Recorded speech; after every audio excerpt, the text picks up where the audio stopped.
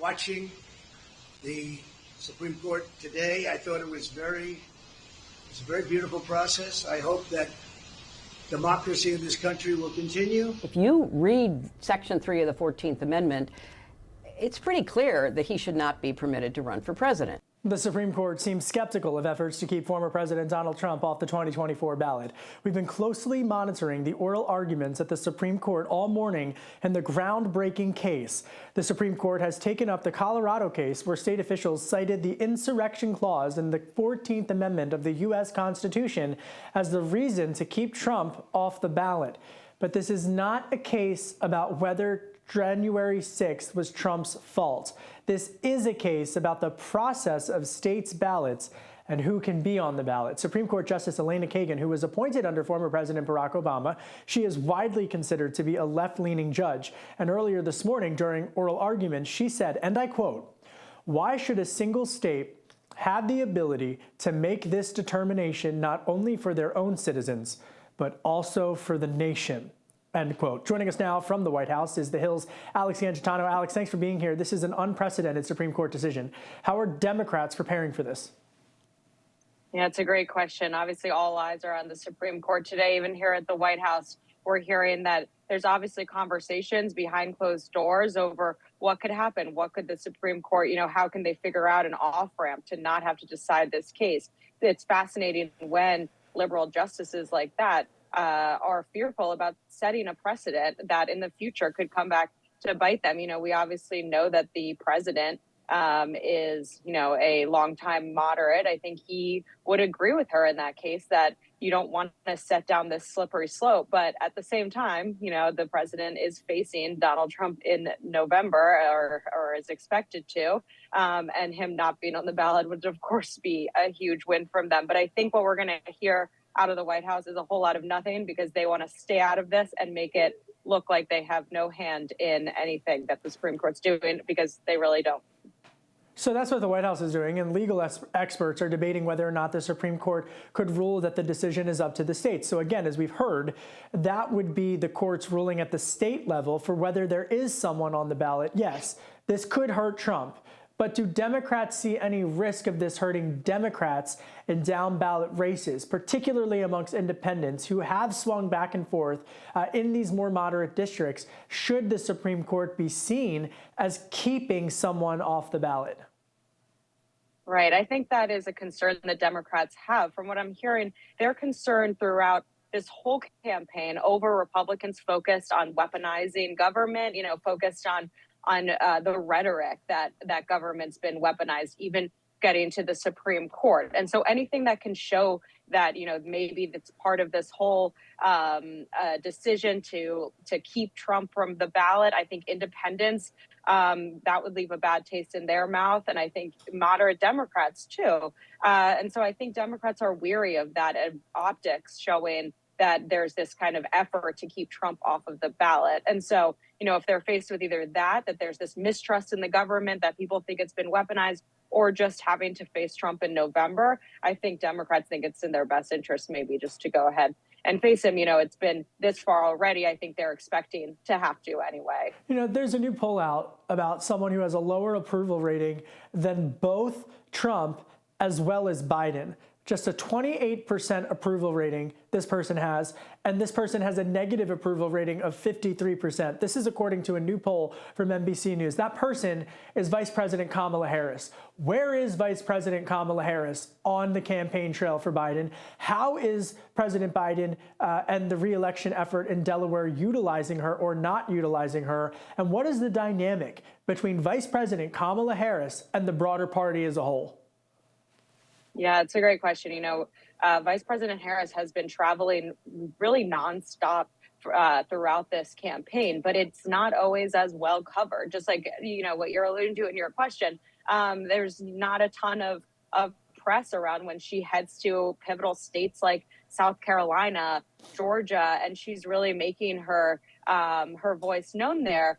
One thing that I think that we're going to see them try to step up on the messaging is that she's the best person to talk about reproductive rights. Obviously, she's the most powerful woman in America, and ever since Roe v. Wade got overturned, she became the voice out of the administration in talking about abortion rights. And I think they need to, and they're trying to figure out a way to utilize her more in order to make her the true voice, make Democrats want to listen to her, not, Joe Biden, a Catholic older man. I think they want to listen to a woman on this issue. And so I think the campaign's trying to figure out how to make her even more prominently the voice on that, because, I know that she's been working on these issues. I know that she's been traveling the country on reproductive rights issues, but to get voters to recognize that, I think is an uphill battle they've been facing. Is she frustrated with her team? Is she frustrated with Karine Jean-Pierre? She's got a 28 percentage point approval rating. I mean, this is, do they identify this as, is there disdain and discomfort in the White House press shop that they've completely failed in terms of how to have an organized apparatus around the vice president? What's your reporting say?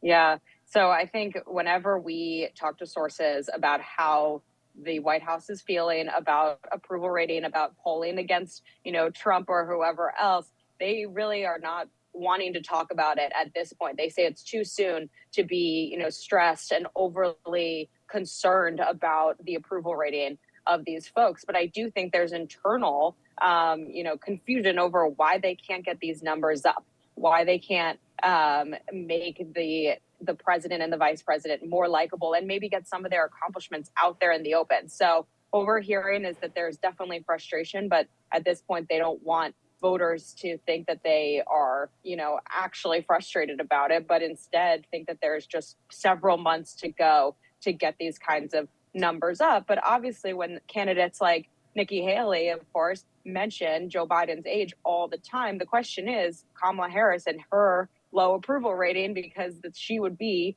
the second in line. And so I think Republicans have been really focused on keeping this on the forefront and how unpopular she is. But for the White House, that's pretty bad news for them, and they have to figure out a way to turn that narrative around. Yeah, I've had sources tell me in the last couple of weeks that it's the worst kept secret in Washington, the frustration that Senate Democrats, particularly women Senate Democrats, have with the vice president's press shop, particularly folks like Senator Elizabeth Warren and Senator Amy Klobuchar, who feel that the vice president has been completely misserved by the team that is around her, as well as the team at 600 Pennsylvania Avenue, in terms of putting together some type of messaging plan. Now, obviously, Republicans will forcefully push back and say that it's about policy, but in the business of politics, the communications disarray, and that is the word that these sources have used, that has engulfed 1600 Pennsylvania Avenue, has completely taken aback the female Senate Democrats and the sources that I'm speaking close to them. On policy, enough of the politics. On policy, the bipartisan border bill was killed. Senator James Lankford, a conservative from Oklahoma, had the following to say on the Senate floor. Take a listen. If you try to move a bill that solves the border crisis during this presidential year, I will do whatever I can to destroy you, because I do not want you to solve this during the presidential election. By the way, they have been faithful to their promise. That was Senator Lankford speaking about the pushback, folks, that he had received from conservatives within his own party about what would happen if he reached across the aisle to work with Democrats. Now, I've had Republican sources and one senator tell me, a Republican senator tell me, that this did not fail because Trump told them for it to fail, but it failed because it was a bad policy bill. So there are Republicans who oppose this, who are pushing back against that. But what's plan B for the White House from your reporting, Alex, at the White House? Right now, I think that they're trying to get out the narrative that this was Trump's fault. Republicans were just doing, his dirty work and trying to politicize this whole issue. And that's really their plan B right now, is to try to message as much as they can that, the crisis at the border, the chaos that's going to continue now is because of former President Trump. We'll see how that, lands with voters.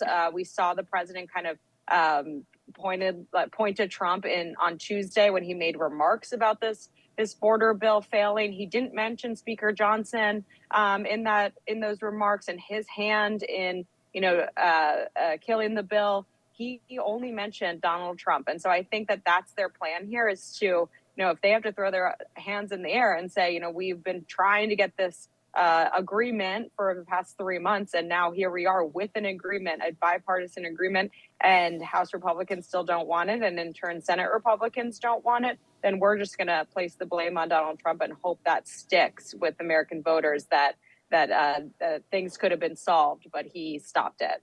All right, Alex Gangitano, thank you. The Hill's Alex Gangitano. 5 U.S. Marines were found dead in the mountains near San Diego earlier. According to authorities, the Marines were killed in a helicopter crash during a routine training exercise. The names have not yet been released. President Biden said in a statement that he and the First Lady are heartbroken by the loss of life. I read a quote the other day that said that sunsets are proof that endings can be beautiful too. That was Democratic presidential hopeful Marianne Williamson, who suspended her 2024 campaign on Wednesday night. The long shot candidate placed a distant third place in Tuesday's Nevada primary, garnering just 3% of the vote. She launched her bid last February, becoming the first challenger to Biden in the Democratic primary. She also ran for president in 2020. And did you hear about this? Taylor Swift, I know we're talking about Taylor again. She sold one of her multi-million-dollar jets. Swift has recently been under criticism after her lawyers threatened to sue college student Jack Sweeney, who runs a social media account that tracks Swift's private jet flights. Now, her attorneys have said that, quite honestly, it is putting her in safety concerns because of all of the details of where she's traveling. And the account uses available data from the FAA to estimate the carbon footprints of these trips. I don't really want to weigh into the jets or whatnot. Just all I ask is that I am able to use a plastic straw and we get rid of the paper straws. That should not be political, it's practical. That's it for today's Daily Debrief. I'm Kevin Cirilli. Be sure to like, share, and subscribe to The Hill's YouTube channel, and come back here soon for the intersection between politics and policy.